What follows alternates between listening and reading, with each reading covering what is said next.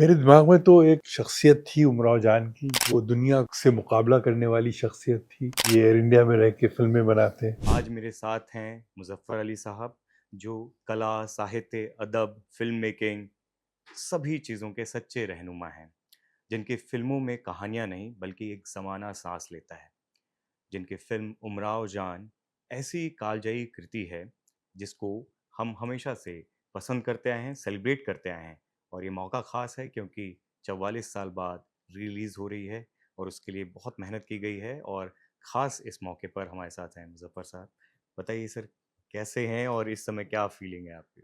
आप ही सोच सकते हैं क्या फ़ीलिंग हो सकती है, क्योंकि एक चीज़ जिसको इतनी शिद्दत से महसूस किया हो, इतनी गहराई से सोचा गया हो और वो फिर इतने अरसे के बाद सामने आए, और वो भी एक नए नए लिबास में सज-धज के 4K वर्ज़न उसका आए और साथ-साथ उसकी किताब भी आए।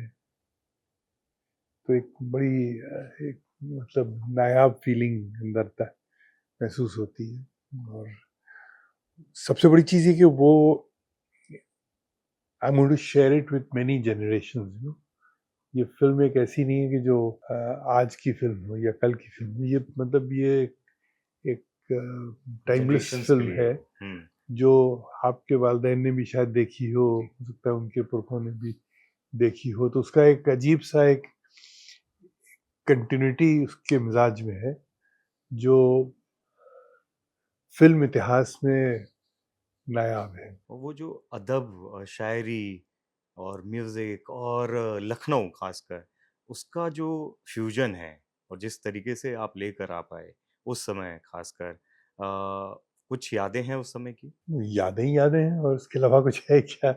मतलब किस तरीके से हम लोगों ने उस फ़िल्म को डूब के बनाया, कैसे उसमें उतरे, कैसे उसको महसूस किया, कैसे इस बम्बई में रह के हम उस ज़माने में अपने आप को पहुँचाया। तो वो हम एयर इंडिया में काम करते थे उस वक़्त, एक फ़िल्म बना चुके थे उमराव जान, उससे पहले गमन से। उस वक़्त काफ़ी लोगों ने भौं चढ़ाई कि ये एयर इंडिया में रह के फ़िल्में बनाते हैं। तो टाटा साहब ने खुद कहा कि भाई तो आप लोग क्रिकेट खेलते हैं एयर इंडिया में रह के, हॉकी खेलते हैं, तो ये अगर उसने अपनी छुट्टी में फ़िल्म बना ली तो क्या हुआ? ये आधी उमराव जान तो मैंने एयर इंडिया में रह के बनाई थी, जो लखनऊ की थी हिस्सा। तो उसमें क्या था कि उसके अंदर दाखिल होने से पहले कितना हमने उसको गहराई से महसूस किया, उसको पूरा हमने रिकॉर्ड किया। फिर जब हम ऑफ़िस जाते-जाते थे तो मुझे लगता है पूरी कहानी जो है मैं आने-जाने में दोहराई जाती थी। And I used to imagine the that era, that culture, the nuances of that culture as part of my life that I had lived, you know. तो मेरे लिए वो एक ज़िंदगी हो गई थी। उस ज़िंदगी को दोबारा जीना, उन रिश्तों को, उसमें जितने भी फ़िल्में किरदार हैं, वो सब जिए हुए किरदार हैं और जाने हुए किरदार हैं। उनको एक एक नई दुनिया देना में के सामने पेश करना, एक मेरे लिए बहुत बड़ा ज़िम्मेदारी भी थी और एक चुनौती भी थी। मतलब एक तरीके से हम हमारा गुज़िश्ता लखनऊ से एक परिचय भी हो रहा था और हम उसका परिचय दुनिया के सामने पेश भी कर रहे थे। तो it was like creating a whole world. उसमें सिर्फ़ उमराव जान ही नहीं थी, उसमें हर किरदार अपनी जगह पे एक वक़्त का नुमाइंदा था। बहुत ही मुकम्मल कहानी थी। चुनौतियों की आप बात कर रहे थे, चैलेंजेस सिर्फ़ ये नहीं थे कि आप एयर इंडिया में रहते हुए भी फ़िल्म बना रहे थे। इसके अलावा भी मैंने कहीं पढ़ा कि और भी दिक्कतें आई, रिसोर्सेज़ की भी चीज़ें थी। क्या कुछ दिक्कतें थी? देखिए, बगैर दिक्कत के तो कोई आज तक फ़िल्म बनी नहीं है। अब इतना होने के बाद, इतनी कामयाबी मिलने के बाद, दिक्कतों के बारे में सोचने से कोई फ़ायदा नहीं। अब ज़ाहिर है हर आदमी, everybody can't be on the same page. तो दिक्कत तो यही I to get people on the same page. तो उसमें 2 दिक्कतें थी। एक तो वो दिक्कत थी कि जो बाहर के लोगों को अंदर दाखिल करने में होती है। उनकी अलग दुनिया है, हमारी अलग दुनिया है। हम उनकी दुनिया में दाखिल नहीं होने पाते हैं, वो हमारी दुनिया में दाखिल नहीं होने पाते हैं। लेकिन इस फ़िल्म के ज़रिए से हमें स्टेप बाय स्टेप सबको अंदर लाना पड़ा, और वो भी इस तरीके से लाना पड़ा कि वो बिल्कुल हम में उनमें कोई फ़र्क ना हो। अमीरन या उमराव के किरदार में रेखा की जो कास्टिंग है वो बेहद ही कमाल है, उनको अवार्ड भी मिला। लेकिन वो मादा शायद आप ही का था उस समय, जो उनकी एक इमेज थी या उर्दू अदब और साहित्य और शायरी को लेकर उनकी जो उस समय मालूमात थी उसका मुझे पता नहीं। लेकिन आपने जब कास्टिंग उनकी की या जब उनके बारे में सोचा तो क्या चल रहा था दिमाग में? मेरे दिमाग में तो एक शख्सियत थी उमराव जान की, जिसको मैंने अपने अंदर लिया था, और वो शख्सियत एक ज़माने से जूझने वाली शख्सियत थी, जो गिर के सँभलने वाली शख्सियत थी, वो दुनिया से मुकाबला करने वाली शख्सियत थी, खुद को पहचानने वाली शख्सियत थी। तो ये उसके अंदर के जो इतने बारीक पहलू थे, शेड्स थे, उनको मुझे किसी किसी दूसरे में पाना एक बहुत बड़ा मतलब चैलेंज था। तो सबसे बड़ी चीज़ क्या होती अदाकारी में, निगाह। हमारी निगाह तो अपनी जगह पे है, लेकिन उसकी निगाह में भी वो किरदार होना चाहिए कि वो उसको आप एक बार देखें ना, तो आपको एहसास हो जाए कि किस दर्द से गुज़र रही है। उसको झटका लगे तो आपको झटका लगे। तो वो गिर के सँभलने वाली कैफ़ियत और सँभल के फिर आगे बढ़ने वाली कैफ़ियत, वो एक निगाह में पता चल जाती है। गाह रोती हुई, गाह हँसती हुई, मेरी आँखें अफ़साना ख़ां दोस्तों। तो जो आँखें अफ़साना कहती हैं, वो कोई चीज़ नहीं कहती है। तो ये मुझे रेखा को देख के लगा कि उसकी आँखों में किस्सा गोही और मतलब दर्द की बयानी की वो कैफ़ियत मिल सकती है या पैदा की जा सकती है, जो उस वक़्त किसी में नहीं थी। हो सकता है सबसे बड़ी चीज़ इसमें सब्र होता है। अगर उसमें एक सब्र है का मादा है, सब्जेक्ट को समझने का, अपने अंदर उसको उतारने का और फिर दुनिया के सामने पेश करने का। That's a process, you know, it has she has to internalise it as an artist. तो वो मुझे लगा कि रेखा में है। उनका एक बीबीसी का मैं इंटरव्यू देख रहा था बहुत साल पहले, उसमें उन्होंने कहा कि मैंने बहुत कुछ किया नहीं, मुझे नेशनल अवार्ड ज़रूर मिला, लेकिन मैं बह रही थी जिस हिसाब से, और मेरे साथ उस समय जो मौजूदा हालात थे, वो सब निकल के आ रहे थे।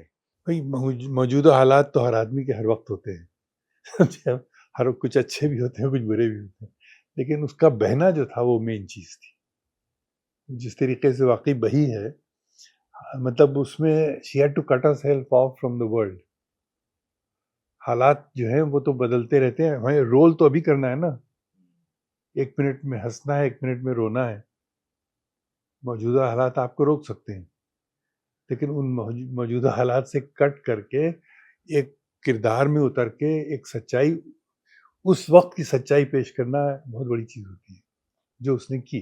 वो एन्सेम्बल कास्ट बहुत ही कमाल का, उसमें फ़ारूक शेख साहब या फिर नसीरुद्दीन शाह साहब, राज बब्बर साहब, सब, और सबके एप्ट रोल हैं, मुकम्मल उन लोगों ने उसको निभाया। वो कास्टिंग जब कर रहे थे ये सब, क्या कैसे वो हुआ, मुझे ये समझना है? नहीं, मुझे सब में एक एक ज़िंदगी नज़र आ रही थी, एक एक एक कला नज़र आ रही थी। They were not larger than life, they were underplayed, you know what I mean? They could have been 20, 30, 40 times more exaggerated, but I wanted to keep them underplayed, understated, so that the audience has to uh, become that, you know what I mean? If you overplay it, then the audience, you leave the audience behind, you know, you're trying to be smarter than the audience. At that moment, you might surprise the audience, but at the end of it, you will find the audience has gone somewhere else. I wanted the film to become the audience to become the film. So you have to take the, for me, the audience is God, you know what I mean? ज़बान खल्क को नकार खुदा कहिए।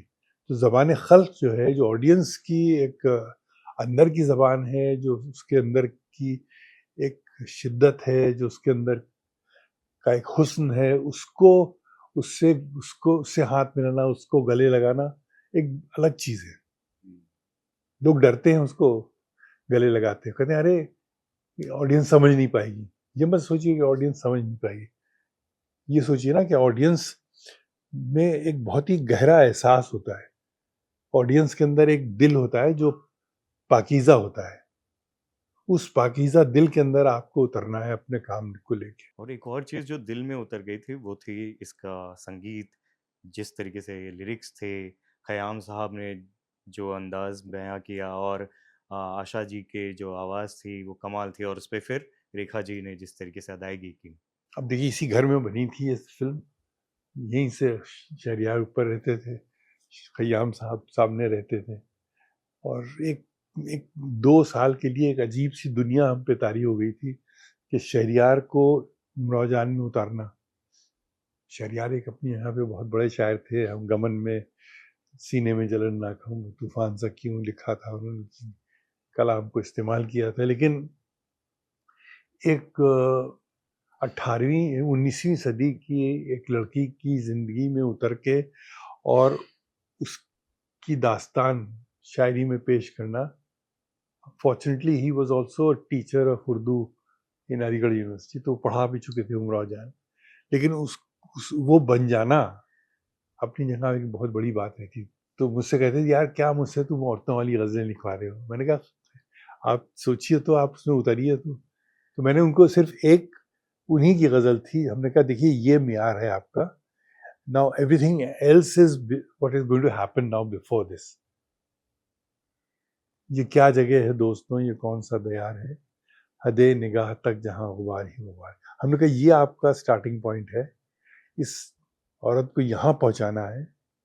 अब इसके पहले इसके साथ क्या क्या हुआ है, किस ऑप्टिमिज्म से इसने ज़िंदगी शुरू की है, किस इश्क के साथ उसने अपने रिश्ते मतलब निभाए हैं और फिर क्या उसको डिसइल्यूजन मिला। तो वो पूरा एक जो ट्रेजेक्टरी बनी है वो एक नायाब मतलब जर्नी थी हमारे लिए और शहरियार के लिए। उसी सूरज से खय्याम साहब का उसमें डूबना, उसके जो उसकी उसमें एक नगमगी पैदा करना, उस शायरी में एक निस्वानियत मतलब एक फेमिनिटी पैदा करना और फिर उसमें एक ख़ास लखनऊ का रंग लाना, ये बहुत बड़ा काम था। वो लखनऊ कभी गए नहीं थे, तो मुझे लगता है लखनऊ की खुशबू आपको जो उमराव जान के नगमों में मिलेगी, आपको कहीं नहीं मिलेगी, क्योंकि उसको मैंने अपना दिल खोल दिया, उन्होंने अपना दिल खोल दिया। ज़ाहिर है लखनऊ की गोमती बहने लगी दोनों दिलों से। तो ये चीज़ जो थी ये बहुत ख़ास एक सफ़र था शहरयार का, खय्याम साहब का और फिर आशा जी का। आशा जी ने को लगा कि वो कहीं और आ गई हैं। ये जो फ़िल्म है ये एक अलग ही दुनिया है, इसमें इतनी आसानी से उतर के बहना आसान नहीं होगा। तो उन्होंने she wanted me to read the script to her, to read the book to her, to read each poetry and tell her exactly what is going on in my head, and she really went into another world. तो जो आशा जी ने किया है और फिर ज़ाहिर है एक सुर नीचे से गाना भी, और मतलब she was that character, you know what I mean. आज भी कहीं किसी महफिल में जाएं तो बगैर उमराव जान के उनकी महफिल मुकम्मल नहीं होती है। तो she really brought a lot of life to the film and that is, ये सब चीज़ें तैयार होके रेखा तक पहुंचती हैं। And the biggest thing I mean which people don't understand, जो उसकी एक अदायगी है। देखिए एक खूबसूरत औरत जब एक खूबसूरत ज़बान बोलती है तो it's a nuclear fusion this thing device, you know, फिर कोई बच नहीं सकता है उससे। अगर उन्होंने उर्दू ज़बान एक जी, खूबसूरत औरत बोले तो क़यामत आ जाती है। उन्होंने वो पूरा एब्ज़ॉर्ब कर और लिया मेरे कितनी ख़्याल से। मतलब अंडरस्टेटेड, उसमें ज़्यादा काबिलियत झाड़ने की ज़रूरत नहीं है, it's just how understated you are. तो फिर उसमें व्हेन यू अंडरस्टेटेड तो आँखें भी बोलती हैं, जुल्फ़ें भी बोलती हैं, अंदाज़ भी बोलता है। एंड ऑल दैट कुमुदनी लाखिया अंडरस्टूड। जो उन्होंने कोरियोग्राफ की हैं गज़लें उनकी, वो कोई मामूली चीज़ नहीं थी, कहीं कोई बॉलीवुड का नहीं कर सकता था। उसमें every detailed matter, if you have to say a thing it has to be said with very few elements. ये नहीं कि आपने एक गाने में 10 औरतें खड़ी कर दी और सब, तो जाहिर है मतलब you will assault people's senses, but will you go into the message, you know, what is the feeling. तो वो उसमें क्या कहते हैं, जो कुमुदनी लाखिया ने किया है, वो बहुत ही क़यामत का काम था. And all this was a tribute to Rekha. Even जो शॉट्स थे वो जहाँ पर अदायगी की ज़रूरत है, डांस के दौरान भी क्लोज़ शॉट्स लग रहे हैं, हाँ, वो सब आज भी मेरे को विजुअली मेरे को हाँ, इतना नहीं वो चीज़ें नहीं स्ट्रॉन्ग मिलेंगी आपको. हुँ। न करने वाले मिलेंगे, न कराने वाले मिलेंगे. और कपड़े भी एक एलिमेंट हैं, बहुत इम्पोर्टेंट हैं, हाउस ऑफ हाँ, कोटवारा मतलब the story is told through textiles, you know what I mean. People don't understand the importance of textiles, because हम लोग तो आजकल जीन्स और स्ट्रेच के चक्कर में सब we don't realize कि what language clothes speak, you know what I mean. तो वो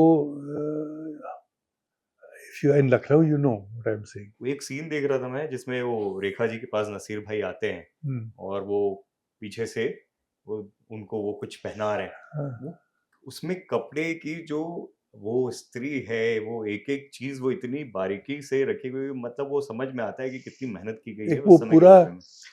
टेक्सटाइल डिपार्टमेंट जो था वो एक पूरा टैक्टाइल डिपार्टमेंट था. वो चीज़ ही अलग थी. और अब क्योंकि national film archival of India और एनएफडीसी इनसे इन लोग ने मिल के जिस तरीके से रिस्टोर किया और 4K में लेकर आ रहे हैं, ये कॉन्सेप्ट कैसे आया? इतने सालों के बाद ये आइडिया कहाँ से आया? I think I've had a kind of a sympathetic relationship with the directorate of film festival, and they've done my retrospectives. So when this whole 4K process started, I mean, Umrao Jan was an obvious choice, and I'm happy and I'm glad that they took it up, you know, क्योंकि वरना वो खत्म हुई थी, negative सब चिपक गया था. तो fortunately they had I think internegative or something like that, तो सब एक ही चीज़ को कर पाए. जो हमारे मतलब जो यहाँ पर वर्ल्ड राइट कंट्रोलर के पास था, उसमें there were 15 minutes missing also. पता नहीं कैसे वो पूरा उसको एडिट कर दिया किसी. But anyway we were lucky to bring it all back together and create this NFDC and National Film Archives. They were a great source of. और न सिर्फ फ़िल्म बल्कि उसके साथ-साथ कमाल की कुछ तस्वीरें हैं, यादें हैं, जो यादों के झरोखों से आपने निकाली, 250 से ज़्यादा पिक्चर्स भी हैं। किताब में, हाँ। हाँ, that is a quite a big job. That book is going to be history, because आजकल कोई सेंस ऑफ रिकॉर्ड नहीं है ना लोगों के पास. आप किसी भी प्रोड्यूसर के पास जाइए तो एक कहीं ना कहीं कंटिन्यूटी टूटी हुई है. कोई कहाँ रख के भूल गया, कोई खींच के ख़त्म हो गया, कोई कुछ हो गया, कोई कहीं चिपक गई बारिश में तस्वीरें. बॉम्बे में चीज़ें नहीं प्रिजर्व हो पाती हैं. तो fortunately I took everything away from here to a dry place in Lucknow, so वहाँ ये चीज़ें बच गई. सबसे क्योंकि ये थोड़ा-सा अजीब और धर्म संकट वाला सवाल भी है, उन तस्वीरों में से सबसे दिल के करीब कौन-सी तस्वीर है? नहीं, बहुत सी हैं, बिकॉज़ रेखा ने तो क़यामत ढा दिया ना उन तस्वीरों में. वो लम्हे आपको कहीं नहीं मिलेंगे. जो what she has poured herself into those moments, सब तस्वीरें नायाब हैं. और क्योंकि जो फ़िल्म है, उसके चाहने वाले हैं, उसके साथ-साथ उसके कपड़ों के भी चाहने वाले हैं। हाउस ऑफ कोटवारा के बारे में कुछ बताना चाहेंगे आप? हाउस ऑफ कुटवारा के बारे में यही था कि जब मेरी फ़िल्म, क्या नाम है, ज़ूनी कश्मीर में बना रहा था डिम्पल और विनोद के साथ, वो आतंक की वजह से it came to a grinding halt. तो फिर मैंने उस वक़्त सोचा कि अगर हम रेखा को हसीन बना सकते हैं, हो सकता है हम और लोगों को भी हसीन बना सकें अवध की दस्तकारी को लेके. उससे पहले गमन मैंने जब बनाई थी तो the whole thing was about why people move from villages to cities. तो लोग गांव छोड़ के शहरों में क्यों आते हैं, शहर छोड़ के और बड़े शहरों में क्यों जाते हैं. तो दैट वाज द बुनियाद of my interest in craft. क्योंकि अगर उनको एम्पावर कर दें हम, तो लोग क्यों जाएंगे छोड़ के शहर को. तो that is what really got me into craft. Smita ने कहा आप इतना सोचते हैं इन चीज़ों के बारे में, why didn't you stay in Kotwara and do something? तो वो that thing was there in my head. So after Zuni I got into Kotwara as a craft haven for craft, in a big way. Sir आखिर में कि आज भी इतनी relevant क्यों है उमराव जान, आपको क्यों लगता है? हम सब में वो कहीं न कहीं वो उसको सेलिब्रेट कर रहे हैं, हम लोग उसको इतना पसंद करते हैं और आने वाली जनरेशंस भी करती रहेंगी। I think it's about the dignity of being a woman. It's a woman's identity. It's pure, simple, aesthetic, and it's got the. I mean, it's really how a woman of today would look at herself in the eyes of yesterday. You know what I mean? And the days to come. उसकी जो एक निस्वानियत है, जो उसकी femininity है, वो बहुत important है.